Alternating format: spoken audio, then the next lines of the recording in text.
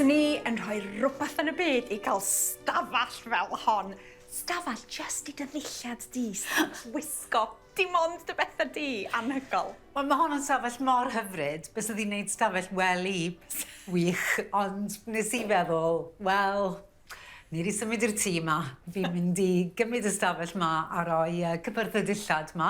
A wedyn, mae'r dressing table gyda fi. Fan'na nes i gael yn wirioneddol chip mewn rhyw aucsiwn flynyddoedd maith yn ôl. Ddath ar drych gyda fe. Mae'n bach yn bling, ond fi'n dwlu arno fe.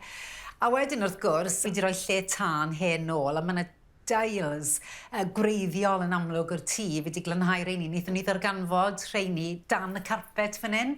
Ac oedd hwnna'n un o'r pethau mwyaf cyffroes yn y tŷ. Oedd dim un lle tân o'n llofft, ni sydd droen o gyd nôl, ond oedd y tiles i gyd yna. A wedyn mae yna balconi hyfryd yma a cysgodion neis ar y wal o'r gwaith greiddiol. Gan ni fynd allan i gael golwg? O, dere mas.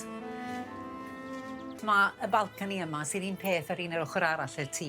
Hynny mae mor nodweddiadol o Art Nouveau, y cyfnod, degawd cyntaf, y ganrif ddiwetha, a mae'n hollol hyfryd, fi'n meddwl, ond ddim fel ein oedd yn edrych mewn brynon i'r tŷ.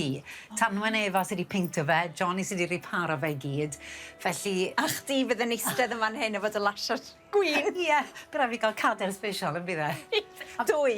A mae hyn ar y wal fan hyn, ffordd mae'r haul yn dod trwy'r goedwig lawr fan'na. Mae'n wirioneddol hyfryd fan hyn yn y prynawn.